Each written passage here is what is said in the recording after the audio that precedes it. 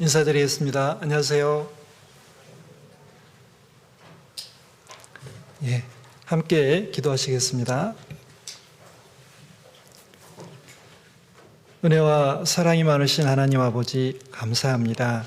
오늘도 주일을 맞이해서 저희들 교회당에 나와서 또 온라인으로 하나님과 함께 교제하게 되었습니다. 저희들에게 필요한 말씀과 또 은혜 베풀어 주셔서 저희들이 주님의 자녀로서 합당히 살아가며 주님께 영광 돌릴 수 있도록 도와주시옵소서. 저희들을 구원하시기 위해서 십자가에 못 박혀 돌아가셨습니다. 또 아무 값 없이 공로 없이 하나님 자녀 삼아 주시고 천국 소망을 허락해 주셨습니다. 부끄럽고 연약한 모습만이 있지만 날마다 함께 하시며 은혜와 사랑 더해 주시고 또 하늘에서 계획하신 뜻을 이 땅에서 저희들을 통해서 이루어 가심도 더욱 감사드립니다. 모든 것이 은혜이고 또 감사할 것밖에 없습니다. 더욱더 하나님의 은혜에 감사하며 그 은혜에 조금이라도 보다 많은 삶 살아가려고 하오니 하나님께서 더욱 도와주시고 인도해 주시옵소서. 저희들 악하고 음란한 세대에 살아가고 있습니다. 저희들 삶이 좀 더 주님의 삶을 닮아갈 수 있도록 도와주시고 또 이 세상에서 구별되어서 좀 더 주님의 영광을 나타낼 수 있도록 도와주시옵소서. 저희들을 통해서 더욱더 하나님의 이름이 높아지고 또 하나님의 뜻이 이루어지며 주님의 몸된 교회가 든든히 서가고 많은 잃어진 영혼들이 구원받아서 하나님의 나라가 확장되길 원합니다. 저희들 마음과 뜻 그리고 저희들의 삶과 소유를 내어드려서 그 뜻을 잘 이루어갈 수 있도록 도와주시옵소서. 또 오늘 저희들에게 필요한 말씀과 교훈을 허락해 주시고 또 은혜와 사랑으로 충만케 해주셔서 더욱더 힘차게 살아갈 수 있도록 도와주시옵소서. 오늘 마땅히 이 자리에 함께해야 되지만 여러 가지 사정 때문에 함께하지 못한 형제자매님들이 있습니다. 어디에 있든지 기억해 주시고 다음에는 꼭 이 자리에 함께할 수 있도록 역사해 주시옵소서. 특별히 건강이 좋지 않은 친구들 건강을 속히 회복시켜 주시고 여러 가지 곤란과 시험 중에 있는 우리 형제자매들 하나님의 은혜의 손길과 능력의 말씀으로 붙들어 주셔서 실족치 않고 그 어려움들 잘 극복해 나갈 수 있도록 도와주시기 원합니다. 말씀의 시종 오직 주 성령님께만 의지하오며 언제나 저희들 사랑해 주시는 예수님 이름으로 기도드렸습니다. 아멘. 고린도전서 10장 찾겠습니다. 고린도전서 10장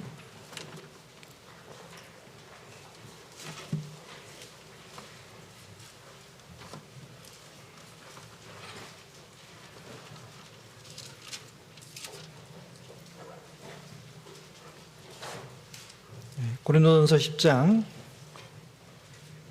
14절부터 21절까지입니다.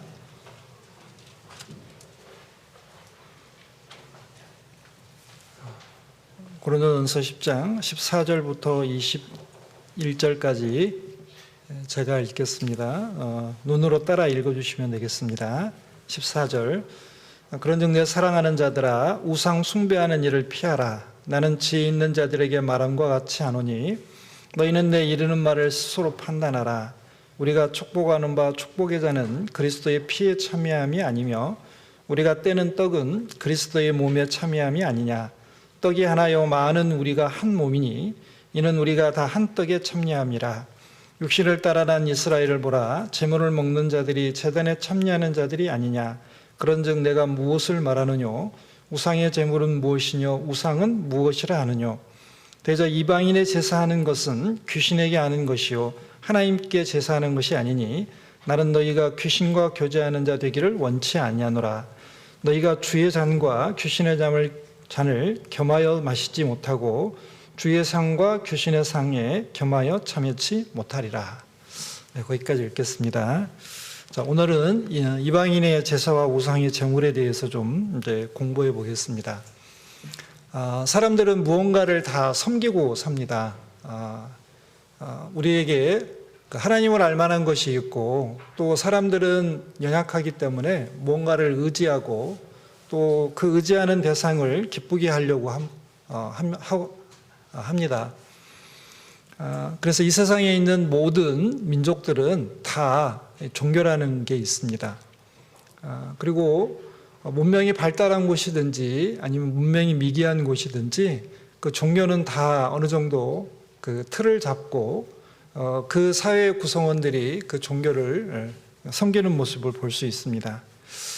그래서 바울 사도가 여기 이제 고린도 성도들에게 이 고린도라는 이 도시가 굉장히 큰 도시였고 여기에 많은 우상들이 있었습니다. 특별히 이제 그리스 헬라 문화권, 그러니까 지금 로마 시대임에도 불구하고 그리스에서 섬기던 많은 신들, 여러분들 뭐 제우스니 포세이돈이니 뭐 헤라니 이런 많은 그리스 로마 신화에 나오는 신들을 봤을 겁니다.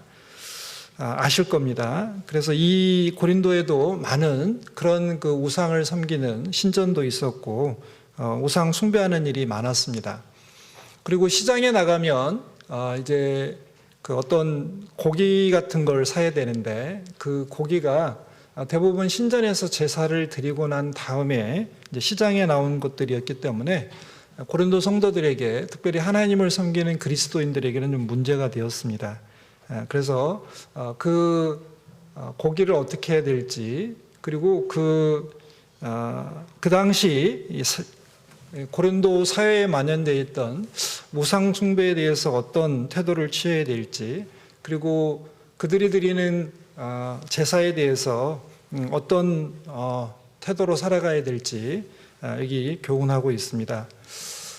마찬가지로 이 시대에도 여러 가지 이제 옛날처럼 우상을 숭배하고 뭐 그 신전이 있고 신전에서 제사를 드리고 그 음식이 나오지는 않지만 우리 그 사는 사회에도 나름대로 자신들이 섬기고 싶은 신들을 섬기면서 살아가는 모습 속에서 우리는 어떤 태도를 가지고 살아야 될지, 그리고 어떤 마음가짐으로 살아야 될지, 우리는 무엇을 조심하고 무엇을 더 힘써야 될지 이런 것을 좀 생각해 보는 시간이 됐으면 좋겠습니다.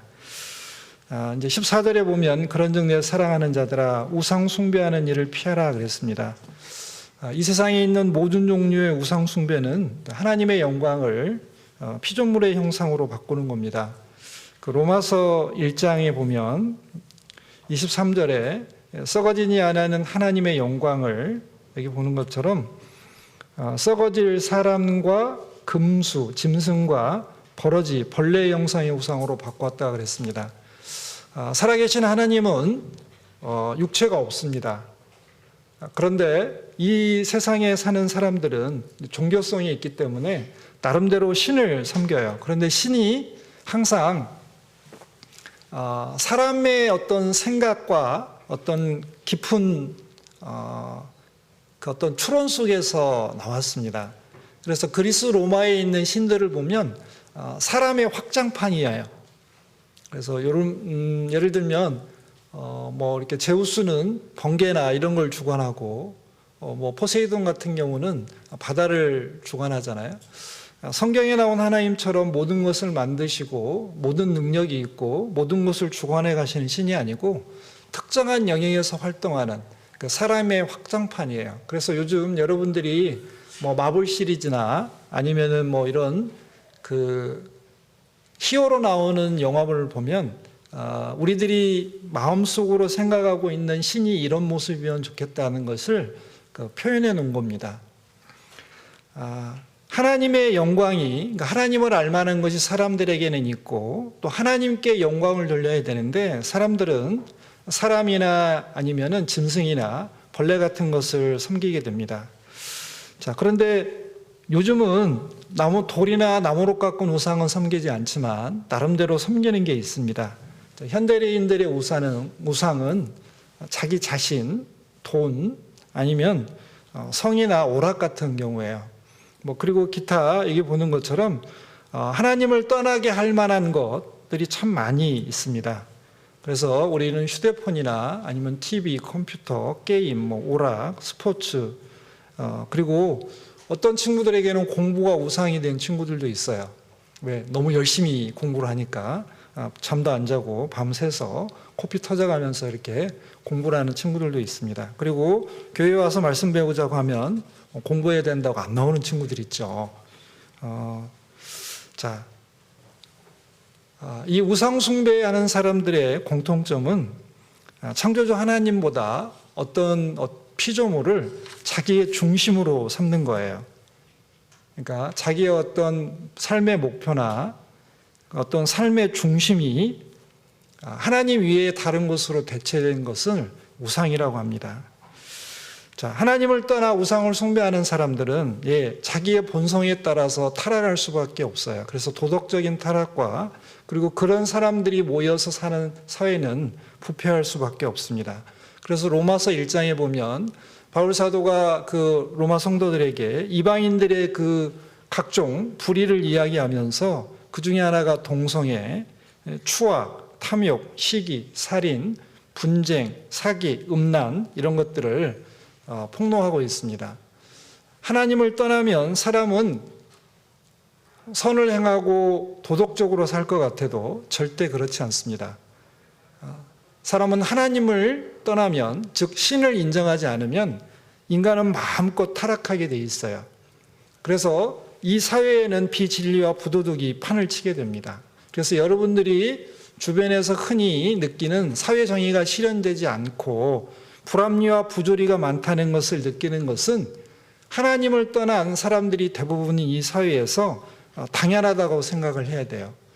그런데 그런 악하고 음란한 세대에 살고 있는 여러분들은 구별되는 게 필요합니다. 세상 사람들이 다 우상을 숭배하고 자기 소욕을 쫓아서 자기 마음대로 살아간다 할지라도 그리스도인들은 하나님 한 분만을 사랑하며 섬기고 그리고 그분의 뜻대로 순종하며 살아갑니다. 사람들은 우상을 숭배하면 여러 가지 이제 안 좋은 일이 그 사람에게 일어나게 됩니다. 첫 번째는 우상을 섬기면 무슨 문제점이 생기냐? 첫 번째는 하나님의 진노와 심판을 피할 수가 없어요. 예레미야 1장에 보면은 이스라엘 백성들이 하나님을 버리고 다른 신들에게 분향을 했습니다. 다른 신을 섬겼죠. 그리고 자기 손으로 만든 금, 동, 철, 목석, 우상에게 절을 하면서 두 가지를 구했어요. 첫 번째 구원을 요청했고 두 번째는 복을 구했습니다. 하나님은 이사야 선지자를 보내서 이스라엘 사람들이 우상을 섬기는 것을 조롱을 했습니다. 야, 너희들이 섬기는 우상은 눈도 있고 코도 있고 손도 있고 발도 있는데 보기를 하냐, 냄새를 맡냐, 말을 할 수 있냐, 걸어 다닐 수가 있냐, 움직일 수가 있냐. 말도 못하고 움직이지 못하는 그 우상에게 복을 달라고 하고 외적이 쳐들어왔는데 그 외적을 물리쳐 달라고 구원을 요청하면 과연 들어주겠느냐. 살아계신 하나님, 우주 만물을 만드시고 보존하시는 하나님, 이스라엘 민족을 자기 백성으로 삼으신 참 하나님을 떠나서 그런 우상들에게 구원과 복을 구하는 모습을 보고 하나님은 마음이 많이 아프셨습니다. 그리고 어쩔 수 없이 자신의 공의의 속성에 근거해서, 왜? 공의라는 것은 선악의 제재를 공평하게 하는 하나님의 적극적인 품성이에요. 그러니까 하나님이 하나님다우심을 나타내는 게 공인데 잘한 사람은 상을 줘야 되고 잘못한 사람은 벌을 줘야 되잖아요. 그래서 이스라엘 백성들이 자신을 떠나서 우상을 숭배하는 모습을 보고 하나님은 그 공의의 속성에 입각해서 그 죄에 대해서 진노하시는 게 당연하고 심판하는 것이 당연한 겁니다. 그래서 여기 보는 것처럼 나의 심판을 베풀어 그들의 모든 죄악을 징계하리라 그랬어요. 또 두 번째는 우상 숭배하는 사람의 특징 중에 하나가 똑똑한 것처럼 보여도 어리석게 돼요. 그래서 잘못된 선택을 하게 됩니다. 신앙의 법칙 중에 하나가 뭐가 있냐면 하나님보다 더 사랑하는 우상이 자기 마음과 생각에 자리 잡으면 그 사람은 반드시 잘못된 길로 가게 돼 있어요. 잘못된 선택을 합니다. 예레미야 18장에 보면 이스라엘 백성들이 하나님을 잊고 허무한 것, 우상에게 분향을 하고 그리고 우상을 섬겼습니다. 그래서 그 결과로 옛 길에서 넘어졌다.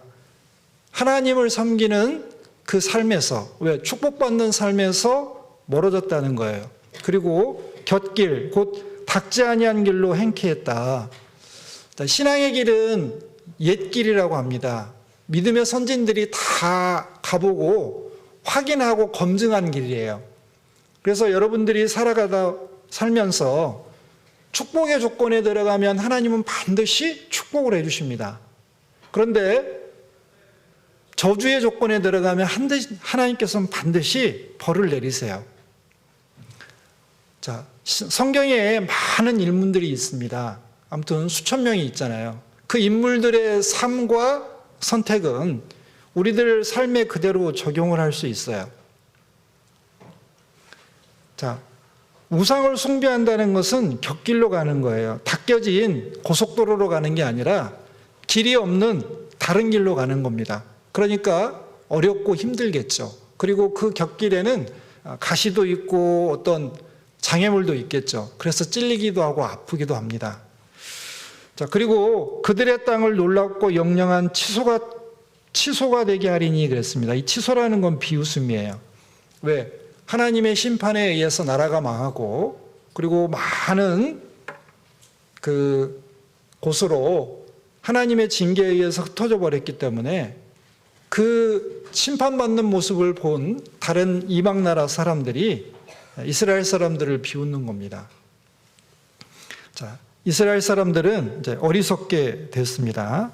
그리고 우상을 숭배하면 마음의 평안과 어떤 그 안전이 있을 거라고 생각하지만 화평과 평안이 사라집니다. 자, 솔로몬이 하나님을 떠나서 우상을 숭배하게 되었습니다. 그랬을 때 하나님은 솔로몬의 말년에 많은 대적을 일으켜서 솔로몬이 굉장히 힘들도록 하나님께서 징계하셨습니다.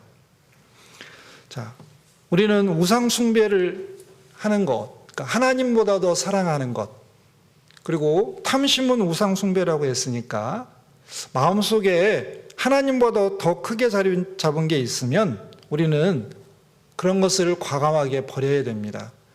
자, 회개라는 것은 그렇습니다. 잘못된 길에서 돌이켜서 고치는 거잖아요. 하나님보다 더 좋아하고 사랑하는 게 있다면 버리고 하나님께로 돌아와야 됩니다. 그래서 요한 1서 5장 21절에 보면 자녀들아 너희 자신을 지켜 우상에서 멀리하라 그랬습니다. 그리스도인의 마음과 생활 속에 있는 우상을 버리지 않으면 호세아를 통해서 경고하신 말씀처럼 영광이 새같이 날아가 버리게 될 겁니다. 자, 우리는 하나님의 자녀입니다. 하나님의 자녀에게는 기쁨과 감사와 평안이라는 게 있습니다. 그리고 만족이라는 게 있어요. 그런데 하나님을 떠나서 우상을 숭배하면 그런 기쁨과 감사가 없어지고 삶의 여러 가지 어떤 하나님의 징계와 또 하나님의 어떤 계획에 의해서 연단을 받기 때문에 어려움들이 많이 있는 겁니다. 그래서 항상 하나님 섬기는 게 기쁘고 좋아야 되는데 그게 자꾸 힘들어져요.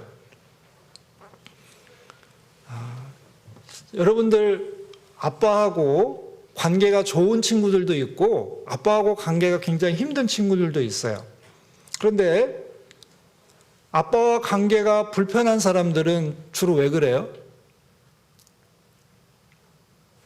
대답 안 해도 됩니다. 뻔하죠. 죄송합니다. 그런데 아빠하고 관계가 좋은 친구들은 아빠 말을 잘 들어요. 그리고 아빠를 좋아해요. 그리고 아빠를 기쁘게 하려고 해요. 그러면 아빠가 좋은 걸 또 많이 주잖아요. 그런데 아빠하고 관계가 불편한 친구들은 일단 아빠하고 사이가 안 좋아요. 대화 자체를 피해요. 도망가요. 그리고 아빠 말을 하는 거는 다 잔소리로 듣고 안 하려고 해요. 그러니까 아빠도 화가 나니까 얼굴이 굳어지고 목소리가 커지고 그리고 뭔가 이렇게 내가 원하는 게 있어서 달라고 하면 싫어 안 해 나도 하고 안 주죠. 자, 하나님께서도 마찬가지입니다. 우리들 삶에 하나님보다 크게 자리 잡은 것들을 반드시 버리라 그랬습니다. 버리면 괜찮아요.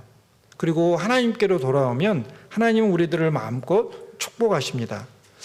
또 우리는 하나님도 섬기고 우상도 섬기는 경우가 많이 있어요. 자, 신앙생활을 열심히 잘 하는데 하나님의 비견될 만한 뭔가가 생기게 됩니다. 마태복음 6장 24절에 보면 하나님께서 이렇게 말씀하셔요. 한 사람이 두 주인을 섬기지 못할 것이니 혹 이를 미워하며 저를 사랑하거나 혹 이를 중히 여기며 저를 경히 여김이라. 너희가 하나님과 재물을 겸하여 섬기지 못하느니라. 재물, 돈은 하나님의 비견할 수가 없는데 어른들, 목사님처럼 어른이 되면 이 돈이 굉장히 중요하게 생각이 들어요. 왜냐하면 돈은 범사에 응용이 된다고 했고 이 세상 살아가는데 돈이 굉장히 필요해요. 우리가 먹을 거, 입을 거, 그리고 어떤 삶을 살아가려면 이 돈이 있어야 다 살 수 있기 때문에 돈은 굉장히 중요해집니다. 그런데 어느 순간 이 돈을 사랑하게 돼요. 돈을 추구하게 됩니다.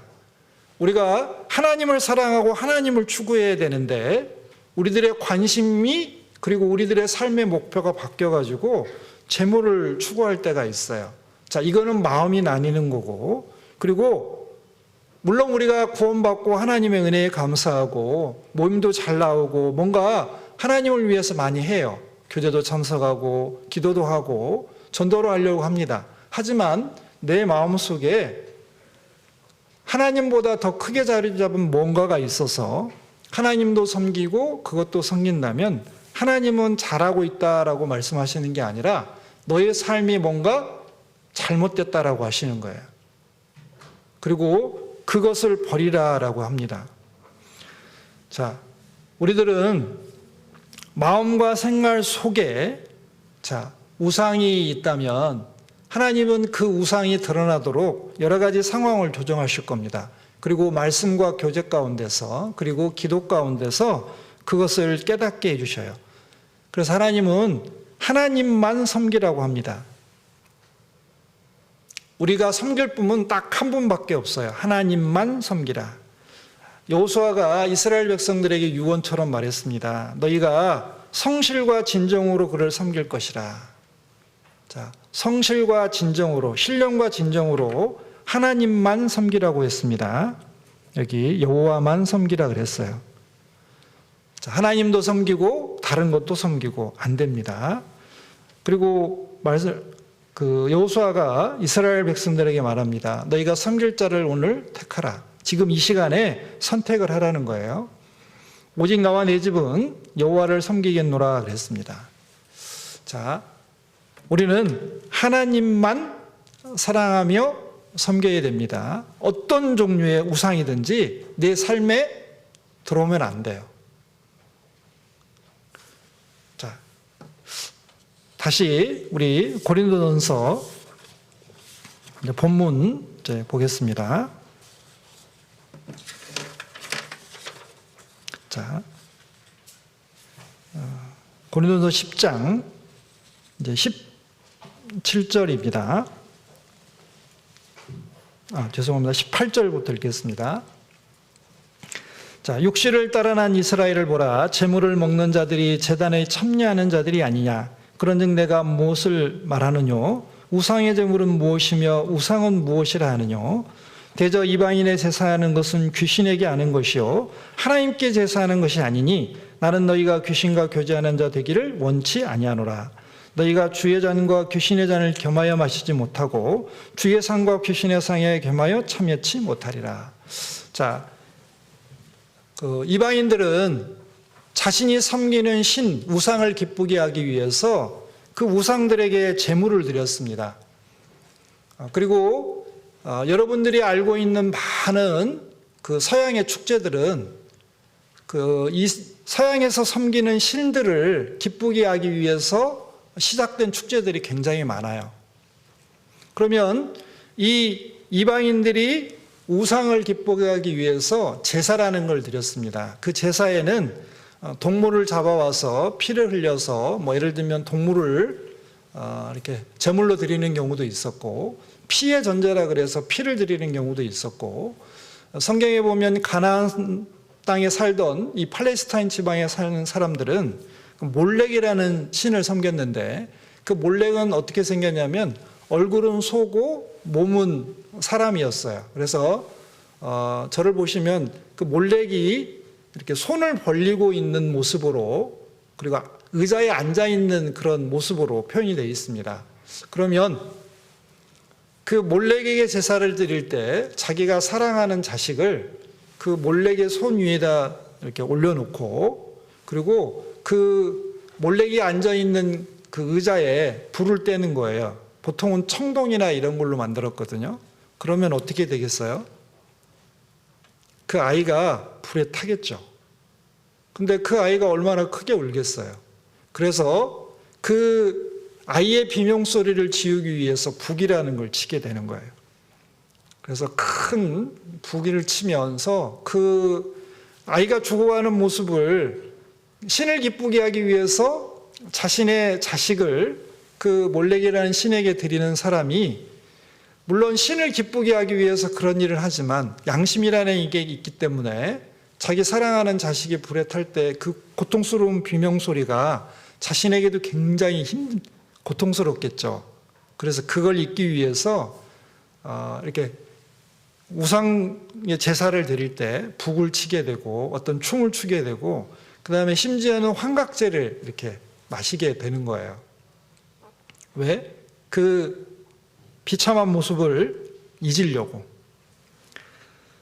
자, 하나님께서는 그런 걸 금하셨습니다.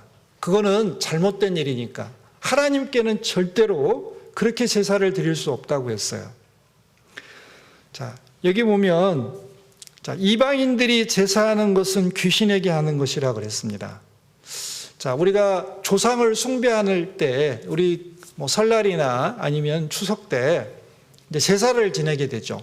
그래서 조상들에게 제사를 지내요. 그래서 차례상도 차려놓고, 아니면 제사상을 차려놓고, 아니면은 부모님이나 할아버지 할머니 기일을 맞이해서 저녁에 이렇게 제사상을 차려놓고 지방을 쓰고 불에 태우고 또 절을 하고 그 음식을 차려드리잖아요. 조상님들이 만약에 와서 그 상을 받으신다면 더 잘 차려드려야 되고 더 정성을 다해서 그 절을 해야 되겠죠. 그런데 여러분들 잘 아는 것처럼 제사를 드리면 조상님들이나 아니면 섬기는 신이 온 게 아니고 귀신이 와요. 귀신. 여러분들 귀신은 우리 주변에 아주 많이 있어요. 지금 이 자리에도 귀신들이 많이 있을 거예요. 그래서 제가 알고 있는 어떤 무당을 20몇 년 하시다가 구원받으신 자매님이신데 그 얘기 하셨어요. 처음에 말씀 들으러 교회당에 왔는데 귀신이 그렇게 많이 보였대요. 그래서 눈에는 안 보이지만 특별히 이렇게 영적인 눈이 뜨여진 사람은 귀신들이 보인대요. 그런데 교회 다니는 귀신들이 많다는 거예요. 왜? 구원받은 그리스도인들을 타락시키려고, 하나님 떠나게 하려고 많은 노력을 하겠죠. 자, 여기 이제 이 고린도서 10장에 보면 성찬식의 예를 들었습니다. 그러니까 성찬식이 의미가 뭐냐면, 자, 우리가 축복하는 바 축복의 잔은 그리스도의 피에 참여함이 아니며 우리가 떼는 떡은 그리스도의 몸에 참여함이 아니냐. 자, 우리도 예수님의 죽음과 부활을 기념하기 위해서 성찬식이라는 걸 하잖아요. 포도주를 마시는 것은 예수님 피를 기념하는 거고, 성찬식의 떡을 떼는 것은 우리가 그리스도의 몸에 참여한다. 그 말은 예수님이 우리를 위해서 십자가에서 피 흘려 돌아가신 그 고난과 희생을 기념하게 되는 거잖아요. 그래서 그 성찬식을 하면서 예수님의 죽음, 그리고 예수님이 부활하는 것이 나를 구원하신 거고, 우리는 그 예수님의 죽음과 부활을 위해서 남은 생애를 살아가겠다. 그리고 그 죽음과 부활을 늘 기념하는 것을 우리는 그 성찬식에서 이렇게 늘 일깨우게 됩니다. 그런데 그것도 일종의 제사라는 거예요. 그러니까 이방인들이 하는 제사가 아니고 우리 그리스도인이 드리는 제사라는 거예요. 그 성찬식이. 자, 그리고 그 이어지는 18절에 보면 자, 육실을 따라 난 이스라엘을 보라. 제물을 먹는 자들이 제단에 참여하는 것이 아니냐. 맞아요.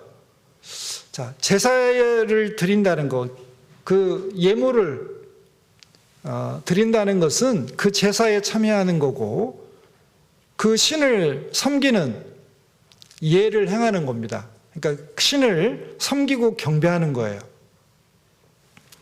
자, 우리들이 성찬식을 참여하는 것은 우리를 사랑하시는 예수님을 섬기고 예수님께 경배하는 겁니다. 그와 마찬가지로 우리가 어떤 이방인들이 제사하는 데 참여하는 것은, 그리고 음식을 먹는 것은 그 이방신을 섬기는 제사에 우리가 참여하는 거라는 거예요. 그리고 이방신을 섬기는 거고 이방신에게 경배하는 거니까 안 된다는 겁니다. 그래서 우리들을 보고 바울 사도가 귀신과 교제하는 자 되기를 원치 않는다. 그리고 이방인이 제사하는 것은 귀신에게 하는 것이다. 자, 우리가 이제 그 설날이나 추석 때 이제 조상을 섬기게 제사를 지내게 되잖아요.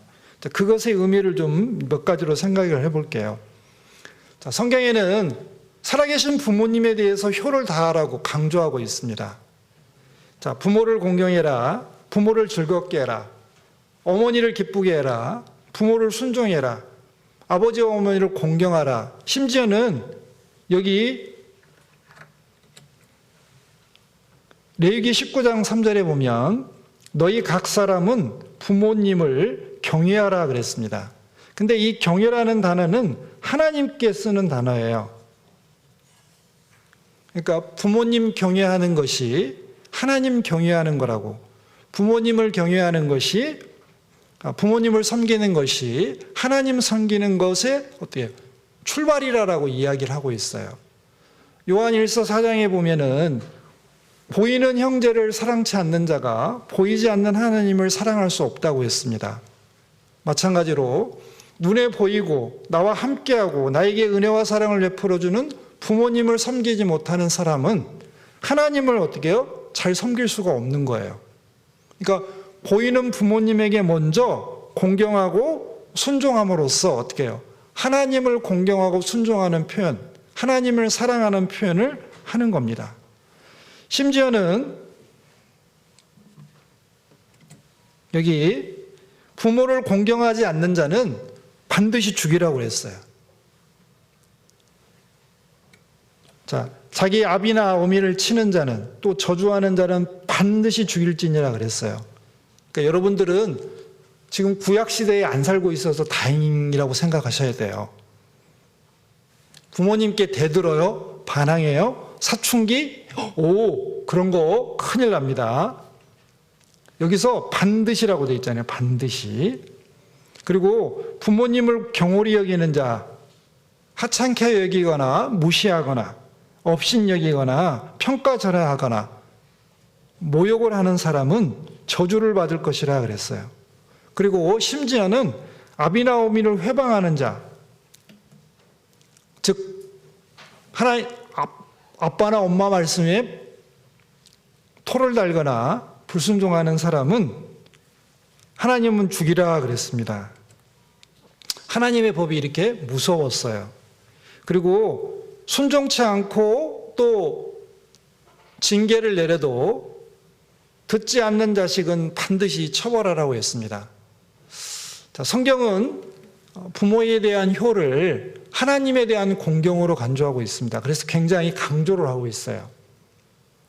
자, 그런데 그것은 살아계신 부모님에 한해요. 돌아가시면 하나님 앞에 가 있기 때문에 다시 돌아올 수가 없어요. 자, 사람이 죽은 후에는 다시 돌아올 수도 없고 성령을 받을 수도 없습니다. 욥기 7장에 보면은 여기 이렇게 제가 읽어볼게요. 자, 구름이 사라져 없어진 같이 음부로 죽은 사람이 가는 곳입니다. 음보로 내려가는 자는 다시 올라오지 못할 것이오니 그는 다시 자기 집으로 돌아가지 못하겠고 자기 처소도 다시 그를 알지 못하리이다 그랬어요. 한 번 죽는 것은 사람에게 정하신 것이요 그 후에는 심판이 있으리니. 자, 사람이 죽으면 다시 이 세상으로 돌아올 수 없습니다. 다윗이 자식이 죽었을 때 이런 얘기를 했어요. 나는 그에게로 가겠지만 그는 나에게로 다시 올 수가 없다. 자, 욥은 자신이 죽고 난 다음에는 다시 돌아오지 못하겠다는 얘기를 여러 번 했습니다. 자, 그래서 우리는 좀 생각을 해봐야 됩니다. 자, 부모님이나 조상들을 공경하는 건 좋은데 살아 계실 때 최선을 다해 드려야 돼요. 장례식장에서 제일 많이 우는 자식은 불효자라는 말이 있어요. 평상시에 부모님께 불효하던 사람이 부모님이 이 세상을 떠났을 때 그 장례식장에서 가장 많이 운대요. 성경은 뭐라고 하냐면 살아계실 때 효를 다해라. 최선을 다해서 부모님을 공경하라 라고 얘기하고 있습니다. 자, 그런데 돌아가시면 그분에게 제사를 드린다 한들 그 부모님이 와서 그 제사를 받으시는 게 아니잖아요. 만약에 조상님이 와서 제사를 받으신다면 이제 우리들처럼 제사 지내면 안 돼요. 아담 할아버지부터 쭉 해서 다 지내야 돼요. 왜냐하면 아담 할아버지가 제일 대빵조상님이기 때문에 대빵조상님을 빼면 안 되잖아요. 그런데 사람들은 적당한 선까지만 공경을 해요. 제사를 지내요. 자, 제사 지내는 자리에 조상의 영혼 대신 섬김을 받기 좋아하는 귀신이 와요. 그래서 귀신이 그 자리에서 섬김을 받는 거예요. 자, 우리 고린도전서 10장 다시 보겠습니다.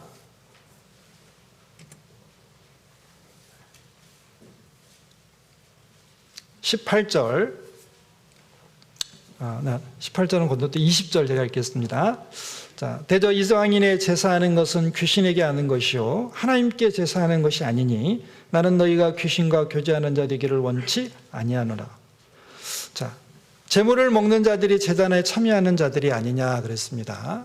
그러니까 그 이방인의 제사에 드렸던 음식을 먹는 것은 아니면 거기에 절을 하는 것은 그 제사에 참여하는 거고 그 제사에 참여해서 그 조상님에게 절을 하는 거면 좋겠는데 그 절을 받는 대상이 조상님이 아니고 귀신이라는 거예요.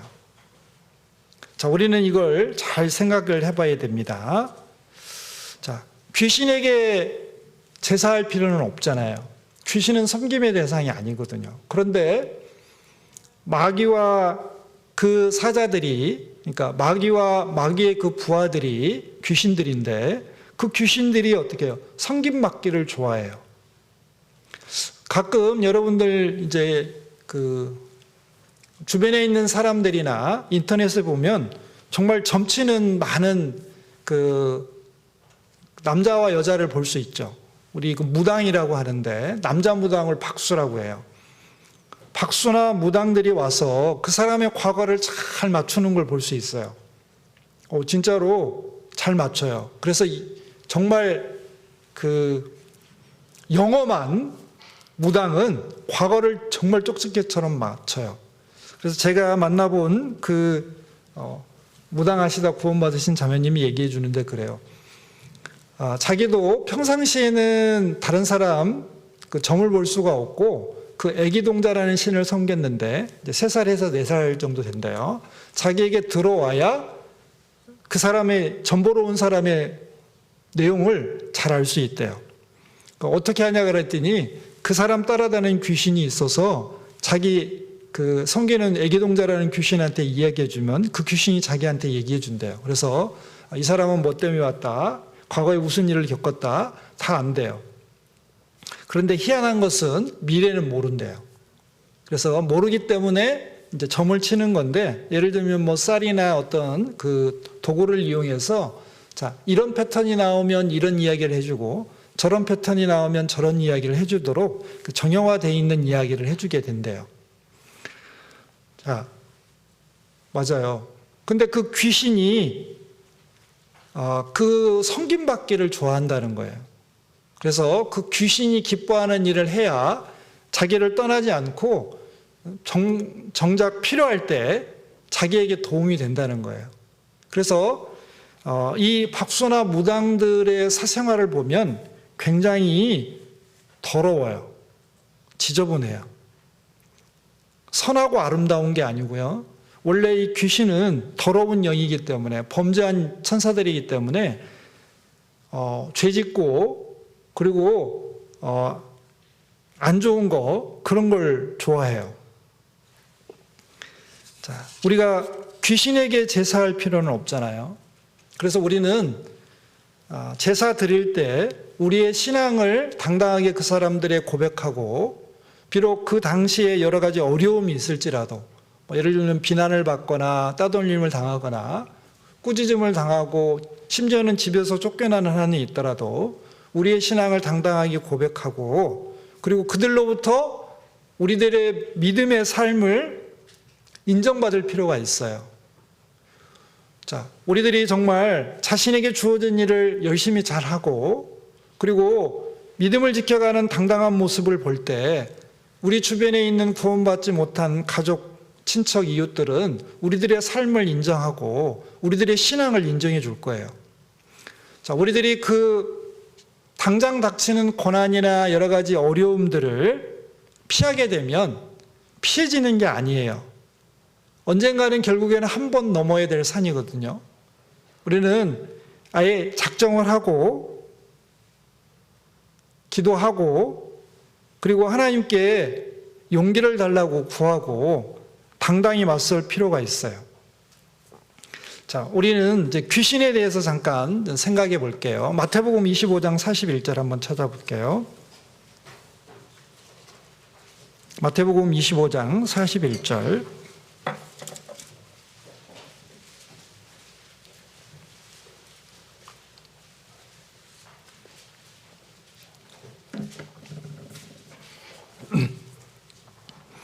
자, 귀신에 대해서 잠깐 알아봅시다. 마태복음 25장 이제 41절. 제가 읽겠습니다. 또 왼편에 있는 자들에게 이르시되 저주를 받은 자들아 나를 떠나 마귀와 그 사자들을 위하여 예비된 영영한 불에 들어가라. 지옥은 사람을 위해서 원래 만든 곳이 아니고 하나님을 대적하는 사탄과 그 사자들, 귀신들을 보내려고 만든 곳이에요. 그런데 사람이 하나님을 선택하지 않고 마귀와 그 사자들, 귀신들을 선택하기 때문에 그 사람들의 운명이 마귀의 운명과 같아지는 것뿐입니다. 그래서 여기 보면 마귀와 그 사자들이라고 그랬어요. 그래서 귀신들에 대해서 아는 것은 좋은데 너무 지나치게 생각할 필요는 없어요. 그리고 여러분들 혹시 오컬트라 그래서 막 이렇게 강령술하고 또 신비한 체험이나 초자연적인 현상을 경험하려고 하는 사람들이 많은데 하나님께서는 그런 것들 금하고 있습니다. 굳이 안 해도 돼요. 우리는 성령 충만을 받는 게 더 나았거든요. 그리고 그런 거 몰라도 돼요. 그래서 하나님께서 이제 마귀가 타락한 이야기 이사야 14장에 이렇게 써놓으셨습니다. 그런데 간단하게 써놓으셨잖아요. 그리고 마귀가 굉장히 여러 가지 일을 하는데 마귀에 대해서, 귀신에 대해서 자세히 이야기 안 하셨습니다. 왜냐하면 거기에 초점이 맞춰진 것을 하나님께서 원하지 않으셨어요. 우리들이 초점을 맞춰야 되는 것은 하나님과 그리고 복음과 교회와 그리고 성령의 역사예요. 그래서 하나님께서는 뭐 사탄이 이렇고 저렇고 우리가 아는 바대로 하나님을 대적하고 교만해져서 그 하나님 면전에서 쫓겨나서 사람들이 살고 있는 이 공간, 물질 세계에 들어와서 선악과를 따먹게 하고 인간들을 쫓아다니면서 하나님 믿는 걸 방해하고 결국에는 지옥에 끌고 가려고 하는 그런 존재. 천사지만 타락한 천사들이라고 우리는 알고 있습니다. 잘 알고 있는 거예요. 그리고 이 사탄은 정말 부지런하게 역사를 합니다. 왜? 구원받은 사람에게나 구원받지 못한 사람에게 하나님과 하나님의 역사를 참여하는 것을 방해하기 위해서 정말 노력을 많이 해요. 우리에게 어떻게 보면 그 정도 알면 될 것 같아요. 그런데 우리가 이 귀신들에 대해서 조금 이제 생각을 볼 필요가 있어요. 자, 이제 귀신, 그러니까 사탄이라고 하면, 이제 마귀라고 하면은 이제 두 가지 이런 단어로 쓰였대요. 그러니까 디아볼로스하고 디아몬이라는 단어가 쓰였대요. 여러분들 많이 들어본 단어죠? 어디서요? 게임에서. 그래서 디아볼로 2, 3 뭐 이런 거 들어봤는데 맞아요? 그 다음에 여기 디아몬이라는 것도 들어봤죠? 근데 이게 헬라어로 귀신이라는 뜻이고요. 이제 디아볼로스는 사탄, 마귀라는 뜻이래요. 그래서 사탄은 원래 정말 아름답고 영광스럽고 그리고 하나님을 찬양하는 천사였어요. 그래서 미카엘은 이제 하나님의 싸움을 싸우는 천사장이었고 가브리엘은 기쁜 소식을 전해주는 천사장이었고 이 루시퍼라는 천사장은 하나님께 찬양하고 영광 돌리는 일을 하는 천사였는데 어느 날 교만해져서 하나님의 자리에 오르려고 했어요. 그래서 지극히 높은 자와 비길이로다 했습니다. 그래서 원래 이 루시퍼라는 단어는 루시라는 빛이라는 룩스라는 빛하고 페레라는 퍼가 이제 영어식 발음이 되어서 루시퍼가 됐는데요. 이게 빛을 비추는 자, 빛을 가져오는 자라는 뜻이래요. 그래서 원래 이 루시퍼라는 이름은 미카엘이나 가브리엘처럼 고유명사가 아니고 그냥 일반 명사예요. 그런데 이제 우리는 이 루시퍼라는 것을 사탄의 이름으로 알고 있는데 하여간 성경의 표현이 그렇게 돼 있으니까 그냥 일반 명사라는 걸 아시고 여기 보는 것처럼 아침의 아들 계명성, 원래는 금성을 뜻하는 거였대요. 자, 그런데 이제 이렇게 표현이 되어 있습니다. 자, 귀신들은 하늘에서 사탄이 하나님께 반역을 할 때 함께한 무리들이에요. 함께 타락한 천사들입니다. 그래서 하나님께로부터 추방당했어요. 자, 그리고 원래 미카엘, 그 다음에 가브리엘, 루시퍼 요 세 천사장이 하늘의 천사들의 3분의 1, 3분의 1, 3분의 1씩 담당하고 있었는데 이 마귀가 하나님께 도전해서 추방당할 때 같이 타락해서 같이 쫓겨났습니다. 자, 그런데 우리 주변에 이런 귀신들을 섬기는 일이 없는 것 같아도 참 많이 있어요. 여러분들 혹시 주변에서 분신사바 이런 거 해봤어요? 그러면 찰리도 있던데 제가 이거 뒤에 보여드릴게요. 그래서 호기심 때문에 그런 귀신을 부르는 그런 이제 강령술이라고 하는데 그런데 그것을 하면은 실제로 그런 일이 벌어져요. 초청을 하면 귀신이 와요. 그런데 중요한 것은 그거예요. 사람은 자신의 의지를 가지고 얼마든지 귀신을 거부할 수 있어요. 귀신은 사람에게 이렇게 들어올 때 그 사람이 원해야 들어올 수 있어요. 원하지 않으면 절대 못 들어와요. 자, 성경 속에 귀신의 다른 명칭들이 있어요. 그래서 여기 이제 보면 악한 신이라고 하고 거짓말하는 영이라고 하고 그래서 귀신 들린 사람 그리고 마귀에게 사로잡힌 사람들은 거짓말을 참 잘해요. 더러운 귀신이라고 했습니다. 그러니까 그 사람의 어떤 삶이 어떤 착하고 의로운 게 아니고 굉장히 난잡하고 추잡해요. 그 다음에 마귀의 사자들이라 그랬고, 점하는 귀신, 점치는 것도 역시 귀신을 통해서 합니다. 이 어둠의 세상 주관자들, 실제로 이 세상을 지배하는 것은 사탄과 그의 사자들입니다. 하늘에 있는 악의 영, 미혹해 하는 영, 범죄한 천사들, 더러운 영이라고 표현이 되어 있어요. 자, 그리고 이제 기원은 여러 가지 있지만 성경대로 우리는 이사야 14장을 보면 타락한 천사들이다. 그게 맞습니다. 자, 이제 귀신들에 대해서 좀 생각해 보면 천사들에 관한 모든 것들이 귀신들에게 다 적용이 돼요. 천사들은 영적인 존재고 비물질적인 존재입니다. 그리고 선한 천사들은 하나님의 일을 하는 것처럼 귀신들은 사탄의 일을 하고 있어요. 그리고 귀신들은 엄청난 능력을 가지고 있습니다. 심지어는 하늘에서 불을 떨어뜨리기도 하고 많은 기적을 일으키기도 해요. 그리고 우리처럼 인격을 가지고 있어서 감정과 의지를 가지고 있습니다. 그리고 이 귀신들의 특징 중에 하나가 악한 본성이에요. 그리고 그 악한 본성은 변하지 않아요. 그래서 사람은 타락해도 회개하고 돌이킬 수 있는데 그 마귀와 그 사자들, 귀신들은 한번 타락하면 다시 돌이킬 수 있는 기회가 없어요. 변하지 않는데요. 회개하지 않습니다. 자, 그들의 운명은 영원한 지옥입니다. 그래서 이 사람들의 영적인 본성, 지적인 본성, 도덕적인 본성 이런 게 많이 있는데 다 살펴봤습니다. 자, 그런데 이 귀신들이 어떤 활동을 하냐? 첫 번째는 하나님의 계획을 이루어요. 그런데 하나님께서 직접 이 귀신들을 사용하시는 게 아니고 귀신들이 자기들이 하고 싶은 일을 스스로 자유의지를 가지고 하는데 그걸 초월해서 하나님의 뜻을 이루십니다.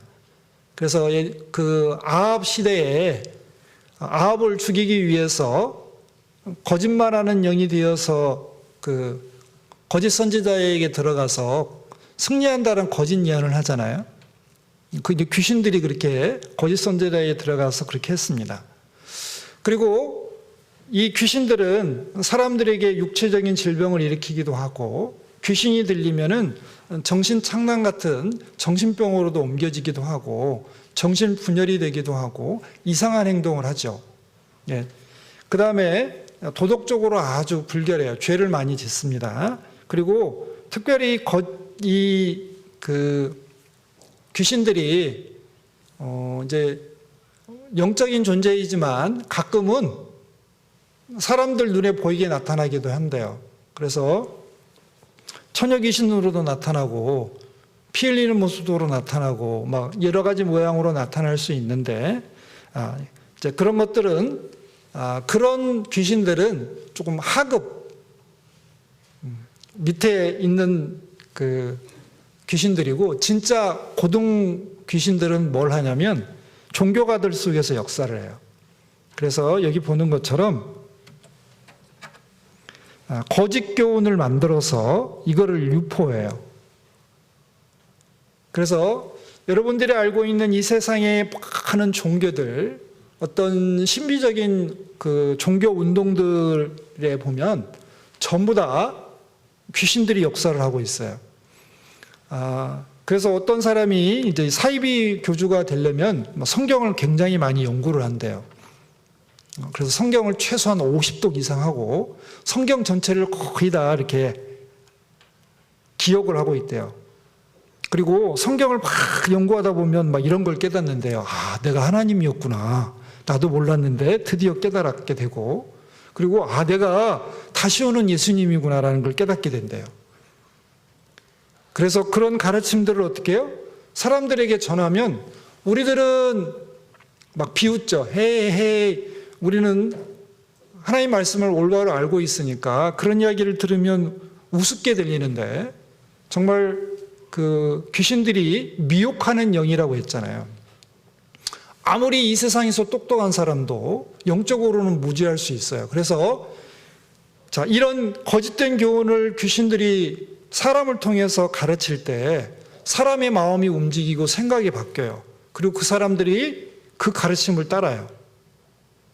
우리는 흔히 주변의 그런 모습을 이제 볼 수 있습니다. 그리고 우리의 진보를 방해해요. 그리스도인들이 그리스도인답게 살아가는 것을 이제 방해합니다. 그리고 여기 보면 사람과 동물을 사로잡는다. 그래서 그 군대 귀신 들린 사람 있잖아요. 그 사람에게 그 군대 귀신이 들러가 있었을 때는 옷도 벗고 소리를 지르고 쇠고랑 채워놔도 다 끌어버리고 무덤 사이에 거하고 그랬잖아요. 그런데 귀신이 쫓겨나니까 정신이 온전해지고 예수님 그 발 아래 앞에 앉아서 예수님과 함께 있기를 원했습니다. 자, 귀신 들린 사람은 힘이 세요. 그리고 눈빛이 달라요. 그리고 아무나 제어할 수가 없습니다. 자, 이제 귀신 들림이라는 것은 이제 의지적으로 하나님을 거부하고 그 다음에 사탄과 귀신을 받아들이는 거예요. 그래서 사람은 우연히 어쩌다가 갑작스럽게 귀신에 사로잡히는 게 아니에요. 스스로 받아들여야 귀신이 들어오게 되어 있습니다. 그리고 성경은 구원받은 그리스도인이 귀신에게 사로잡힐 수 있느냐 이 문제에 대해서 침묵하고 있어요. 우리도 침묵하는 게 맞고, 그러나 중요한 것은 그 귀신들이 얼마든지 구원받은 그리스도인들에게 영향을 미칠 수가 있다는 거예요. 그리고 특별히 신앙생활하는 것을 방해할 수 있다는 겁니다. 자, 귀신을 숭배하는 일은 뭐 이런 거예요. 그래서 요즘 타로점 같은 거 있잖아요. 그것도 점성술에서 나온 거고요. 여기 이제 보는 것처럼 여기 제가 이제 적어왔는데 뭐 이런 글이 있어요. 찰리 챌린지라고. 이렇게 보니까 인터넷 찾아보니까 그 yes, no, yes 이렇게 해놓고 거기 이렇게 연필 2자로 놓고 맞냐 틀리냐 하니까 뭐 진짜로 그 연필이 움직이던데요. 자, 그 다음에 분신사바, 뭐 위자보드, 여우창문, 나홀로 숨바꼭질, 그림자 성형, 이게 다 귀신을 부르는 강령술이에요. 그러니까 이런 거 굳이 안 하셔도 돼요. 경험해보지 안 하셔도 돼요. 유튜브 안 봐도 됩니다. 자, 그런데 이런 걸 하는 사람들의 심리가 뭐냐면 호기심 때문에 그런 게 아니고 현실을 대면하기 두려워하거나 도피하려는 그런 마음이 깔려 있대요. 자, 그래서 하나님께서 뭐라고 하셨냐면 여기 보면 자, 그 아들이나 딸을 불로 지나가게 하는 자, 이게 몰렉을 섬기는 몰렉을 위한 희생제사를 드리는 사람들, 그 다음에 복술자, 점치는 사람들, 기륭을 말하는 자, 이거 원래는 구름을 관측하자는 자 뜻인데 이제 징조를 살피는 사람들이에요. 이제 기륭이라는 것은 운이 좋고 나쁨을 말하는 겁니다. 또 요술하는 자, 여러 가지 마술을 부려서 사람을 현혹시키는 자래요. 진짜로 요술이 있긴 한가 봐요. 자, 그 다음에 무당, 주문을 외우며 기륭을 말하는 자, 그 다음에 진언자, 주문을 외움에 있어서는 무당하고 같지만 그 목적이 사람들에게 마법을 거는 데 있어요. 그러니까 이게 단체로, 그러니까 여러분들 가끔 영화에서 보면은 그 옷 입고 이렇게 막 우과자가 하면서 그 막 춤추면서 빙빙 돌잖아요. 그런데 뭔가 막 얘기를 하죠. 그런데 그 리듬이 굉장히 강해요. 그래서 여러분들 음악을 들을 때 사람을 흥분시키는 리듬이 있어요. 이제 주로 이제 북으로 나타나는데, 이제 아니면은 그 드럼으로 나타나는데, 그 드럼 속의 비트가 대부분 어디서 차용된 거냐? 아프리카나 아메리카 인디언들의 그 이 진언하는, 그러니까 주문 외우면서 신을 숭배할 때 쓰던 그 리듬을 따와요. 그런데 그게 굉장히 영향을 크게 미친대요. 그래서 여러분들 갑자기 이렇게 지나가다 들으면 어깨춤이 나오고 다리가 흔들리는 그런 리듬 있잖아요. 그거 잘 보면 거기서 따온 거예요. 대부분. 자, 그리고 이제 신접자, 점을 치기 위해서 죽은 사람의 이제 영혼을 이렇게 불러가지고 접신을 해가지고 이제 이야기를 하죠. 그래서 요즘 뭐 UFO 외계인 만났다는 사람들 있잖아요. 그 사람들이 대부분 이 신접한 사람들이에요. 그래서 외계인을 만난 게 아니고 귀신을 만난 거예요. 근데 그 외계인의 형상을 자기가 원하는 모습으로 귀신이 보여줘요. 그렇게. 자, 그리고 박수, 남자 무당이고요. 초혼자, 죽은 자들을 불러내는 사람입니다. 자, 불러내서, 자, 이런 자들을 어떻게 해요? 하나님께서 뭐라고 하셨냐면, 용납하지 말아라. 용납하지 말아라. 절대 용납하지 말라고 했습니다. 하나님께서 이 일을 가증히 여기신다 그랬어요. 자, 우리는 귀신의 활동과 귀신을 섬기는 여러 가지 일들을 잠깐 살펴봤어요. 자, 그런데 중요한 것은, 자, 우리들 삶에 이런 것들이 크고 작게 영향을 미치고 있다는 거예요.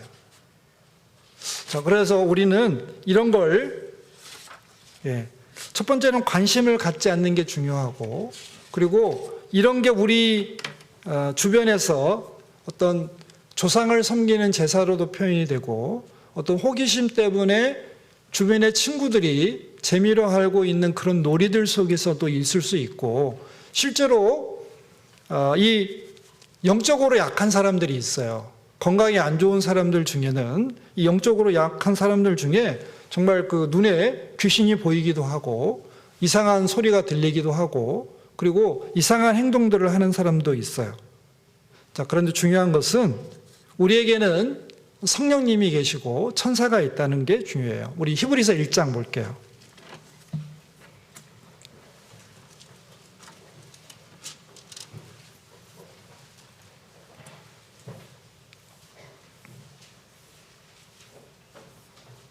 자, 히브리서 1장 14절입니다. 제가 읽겠습니다. 자, 모든 천사들은 부리는 영으로서 구원 얻을 후사들을 위하여 섬기라고 보내심이 아니뇨. 자, 천사들이 우리들을 보호하고 있습니다. 그리고 로마서 8장 한번 볼게요.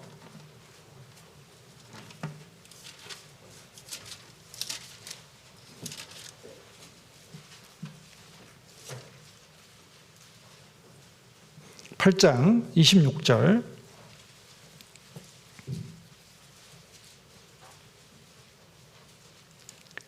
로마서 8장 26절, 27절. 이와 같이 성령도 우리 연약함을 도우시나니 우리가 마땅히 빌 바를 알지 못하나 오직 성령이 말할 수 없는 탄식으로 우리를 위하여 친히 간구하시느니라. 마음을 감찰하시는 이가 성령의 생각을 아시나니 이는 성령이 하나님의 뜻대로 성도를 위하여 간구하심이니라. 자, 성령님이 우리 안에 와 계셔요. 자, 그러니까 자, 여러분들은 귀신이 우리 주변에서 활동하고 있어서 두려워할 필요는 없어요. 그리고 귀신의 활동에 너무 민감해할 필요도 없어요. 그리고 마귀가 어떻게 생겼는지 어떤 일을 하는지 굳이 관심 가질 필요 없습니다. 정말 우리들이 초점을 맞춰야 되는 것은 하나님과 내 안에 계신 성령님이고 그리고 성령님의 뜻이 무엇이고 그리고 그분이 내 안에서 무엇을 하기를 원하시는지 아는 것이고 순종하는 거예요. 그리고 성령 충만함을 입은 사람은 항상 기쁨과 감사함 가운데서 평안과 안전 가운데서 삶을 살아갈 수 있어요. 자, 하나님께서 우리들에게 귀신에게 제사하는 거 그리고 그 제사에 참여하는 거 합당치 않다고 했습니다. 그래서 여러분들이 혹시 호기심 때문에 이런 찰리 놀이나 아니면 분신사바 같은 그런 걸 해봄으로써 호기심 때문에 한번 해보길 수는 있는데 안 하는 게 좋아요. 왜냐하면 제사에 음식을 먹는 거나 제사에 참여해서 절을 하는 것이 그 귀신을 섬기는 일이라고 했기 때문에 우리들이 그런 일을 함으로써 어떻게 해요? 귀신을 섬기게 되고 귀신과 연관을 맺게 되는 거기 때문에 안 하는 게 좋습니다. 자, 그래서 우리 이제 정리하겠습니다. 고린도서 10장.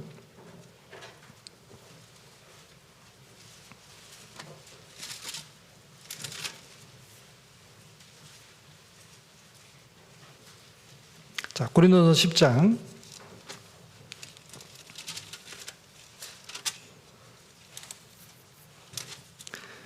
31절부터 33절까지입니다. 제가 읽겠습니다. 그런즉 너희가 먹든지 마시든지 무엇을 하든지 다 하나님의 영광을 위하여 하라.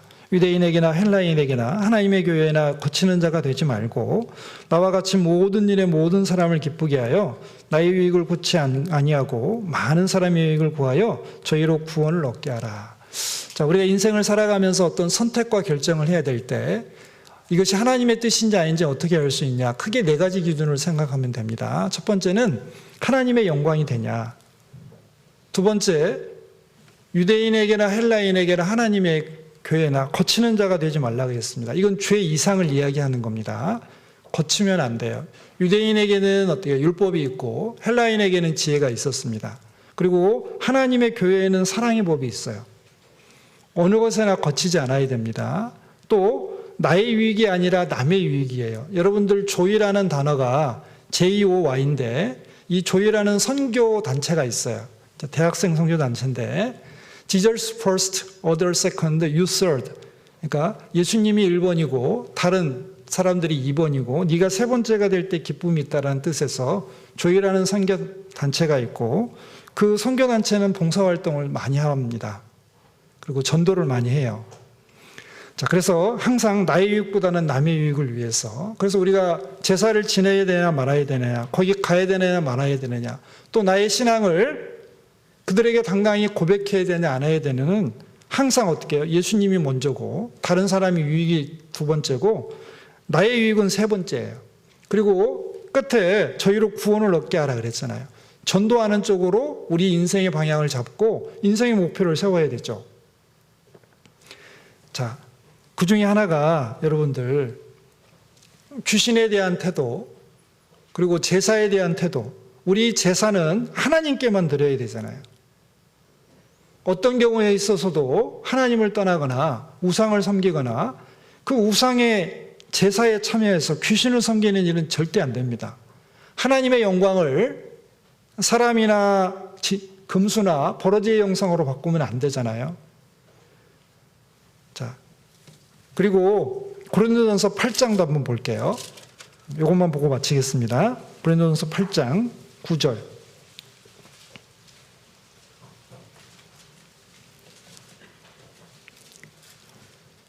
자, 그런즉 너희 자유함이 약한 자들에게 거치는 것이 되지 않도록 조심하라. 지식 있는 내가 우상의 집에 앉아 먹는 것을 누구든지 보면 그 약한 자들의 양심이 담력을 얻어 어찌 우상의 제물을 먹게 되지 않겠느냐. 그러면 내 지식으로 그 약한 자가 멸망하나니 그는 그리스도께서 위하여 죽으신 형제라. 이같이 너희가 형제에게 죄를 지어 그 약한 양심을 상하게 하는 것이 곧 그리스도에게 죄를 짓는 것이니라. 13절 같이 읽을게요. 그러므로 만일 식물이 내 형제로 실족해 하면 나는 영원히 고기를 먹지 아니하여 내 형제를 실족지 않게 하리라. 자, 우리 안에는 믿음이 강한 친구들도 있고 약한 친구들도 있어요. 그런데 믿음이 강한 사람이 믿음이 약한 사람을 배려하지 않으면 문제가 생겨요. 예를 들면 나는 술집에 가는 거나 아니면은 게임방에 가는 거나 뭐 요즘은 게임방도 안 가더라고요. 아니면 노래방에 가는 것이 나는 거기 가서 어차피 세상 노래도 안 할 거고 뭐 다른 친구들처럼 그렇게 신나게 놀지 않을 거니까 뭐 거기 가는 거 크게 문제가 되지 않는다. 맞아요. 본인에게 문제가 안 될 수도 있지만 이방인 친구들과 함께 거기에 가는 다른 믿음이 연약한 형제자매님들이 그걸 보고 실족할 수가 있어요. 자, 우리들의 양심은 우리들의 것이 아니고 다른 사람 거고 하나님 거예요. 자, 그래서 여기 보면 내 자유함이 약한 자들에게 거치는 것이 되지 않도록 조심해라. 자, 우리는 내 말과 행동 그리고 마음과 생각조차, 그래 언행심사라고 하거든요.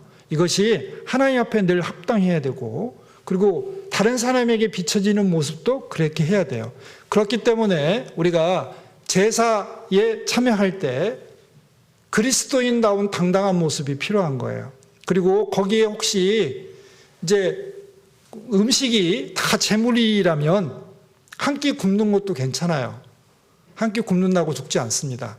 그리고 제사상에 올라가지 않은 음식을 먹어도 되고 또 그런 게 확인되지 않는다면 한 끼 정도 굶는 것도 괜찮을 것 같아요. 그리고 당당하게 여러분들의 신앙을 고백함으로써 주변에 있는 사람에게 여러분들의 어떤 믿음을 알리고 하나님을 증거하고 그럼으로써 어떻게 해요?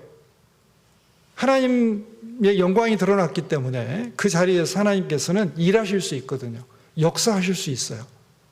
자, 그래서 우리가 좀 숨어서 살지 말고 당당하게 여러분들의 어떤 그리스도인이라는 정체성을 주변에 있는 가족들에게 그리고 친구들에게도 말할 필요가 있어요. 그래서 여러분들 중에 혹시 급식 시간에 기도하는 거 부끄러워한 친구들이 있는 수도 있는데 그러지 않았으면 좋겠습니다. 당당하게 기도로서 주변에 있는 친구들에게 전도하세요. 자, 그러길 바라겠습니다. 기도하고 마칠게요. 하나님 고맙습니다. 우리들 구원해 주시고 하나님 자녀 삼아 주셨습니다. 또한 저희들을 통해서 또 하나님의 뜻과 영광을 나타내심 감사드립니다. 청소년 시기에 여러 가지 어려움도 있고 또 여러 가지 부담도 있지만 하나님께서 저희들 삶을 지켜주시고 하나님의 뜻 가운데를 인도해 주시며 하나님의 자녀로서 잘 성장시켜 주시면 감사드립니다.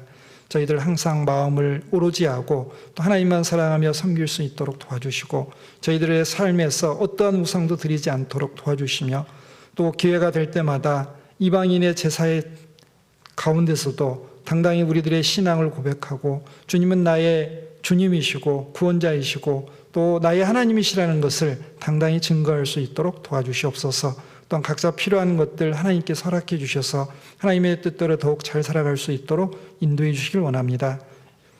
나머지 모든 시간들도 주님께만 부탁드리며 언제나 저희들을 사랑해 주시는 예수님 이름으로 기도드렸습니다. 아멘. 수고하셨습니다. 네, 말씀 감사합니다.